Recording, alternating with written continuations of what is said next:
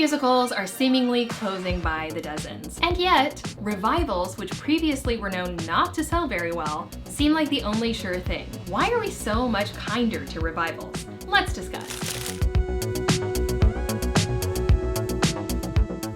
Hi friends, if you're new here, my name is Katharine Quinn. I am a 30-something living in New York City and working on Broadway. Last year I worked on Shucked and How to Dance in Ohio. This year I'm working on The Great Gatsby and other shows TBD. As always, the vlog fam, you all, will be the first people to find out the other exciting projects that I am working on, and I will tell you as soon as I possibly can. Why the heck are we so much kinder to revivals than the original run of a show? The show that prompted me to make this was Sweeney Todd. In case you are not aware, Sweeney Todd, famed Stephen Sondheim musical, was not reviewed particularly favorably when it first opened on Broadway. However, we now revere it as like one of our great works of American musical theater, which of course is the result of a number of things, which makes me wonder, how shows even become canon? At what point does the tide turn? How much does licensing and licensability of these shows come into play here? But we currently have a Broadway revival of Sweeney Todd that is selling seats for like $900 a pop. And we revere this as one of the greatest works in American musical theater. So what has happened since its first iteration, when folks were not very sure about what they thought about The Demon Barber of Fleet Street, and 2024? We're going to talk about a few of the musicals that fall into this category. The original production of Merrily ran for 2 weeks on Broadway. The current revival of Merrily is like the revival to beat in terms of the best revival Tony, and is also selling seats for $900 a pop. So,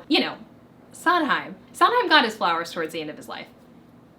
We feel good about it, but like, it's really, really wild. Here's one I didn't know about: Chicago. The original production of Chicago ran just over 2 years, was received critically, mixed, favorably, but the revival started in 1996 and is now one of the longest running shows on Broadway 28 years later. Company originally ran for a year and a half, has received 4 notable New York City productions and 2 full-out revivals. There's so much to discuss here. It's so fascinating to me that the revival of a piece can have a significantly longer run than its original production. One of the things that's worth discussing is building something in its first iteration is really hard. Your revival, you get a second crack at it. Having worked on new shows, developmental works over the past year, I am aware of how uniquely difficult it is to direct a show that is evolving daily. Like, how do you know the A to the B to the Z of a show if the script changes every single day? How do you even know what story you're telling, what you're putting on its feet? Like, the show is still finding itself in its first iteration. So I think that's one of the reasons this happens. Another one of the reasons is,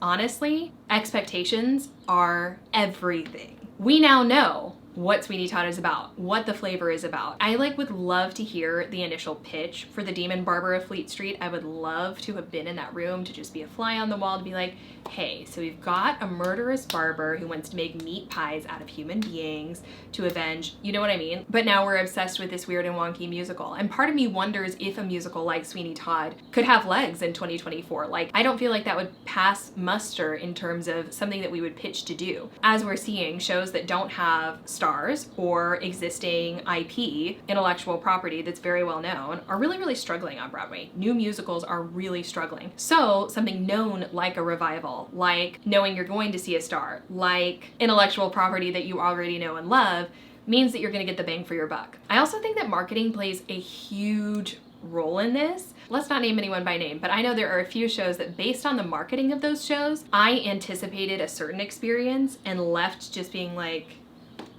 shocked.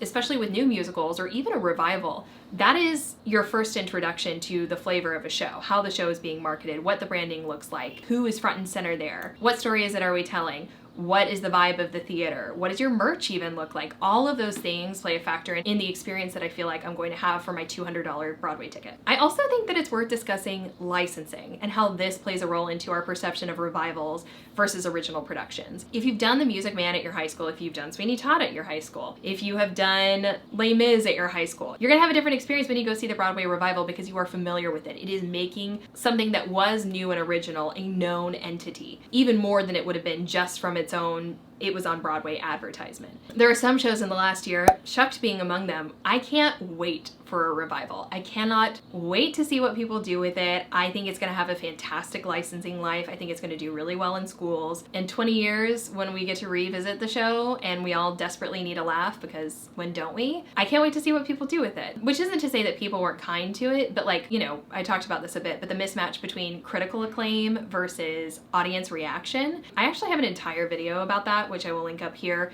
Critical flops that became commercial successes, which is fairly common on Broadway, and then also critical successes that were commercial flops.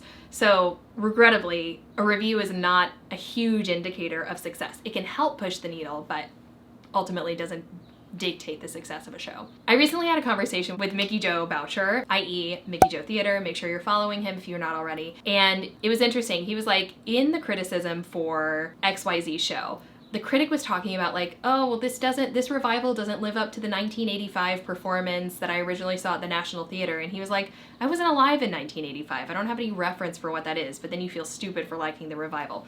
The point of this being, sometimes I worry that criticism offers us a mismatched expectation of what we might think of a show. Part of the beauty of a revival is that that expectation has sort of been laid out for us already. I will sit in a new show and think about its artistic integrity and its merit and whether it might fit into the canon, or is it singable, or is it critically successful, or would it be critically successful, in a way that I just don't want to go see a revival, because we know what the thing is and we just get to ostensibly improve on the pre-existing thing. You know what I'm saying? I would love to hear your thoughts on this. Are there any revivals that you were cold to the original, enjoyed the revival, or vice versa? Do you feel like we are inherently kinder to revivals? What shows did we not give a fair shake to that the revival, everyone is just like, this is the best thing since sliced bread? I would love to know your thoughts. Make sure you leave a comment. If you found this video enjoyable, educational, useful, make sure you hit that like button. It's the surest way to let the YouTube algorithm know which wonderful people to push this video out to, folks like yourself. As always, I invite you to follow me on Instagram and TikTok at It's Katharine Quinn. As always, thank you so much for watching, and I'll see you next time. Bye.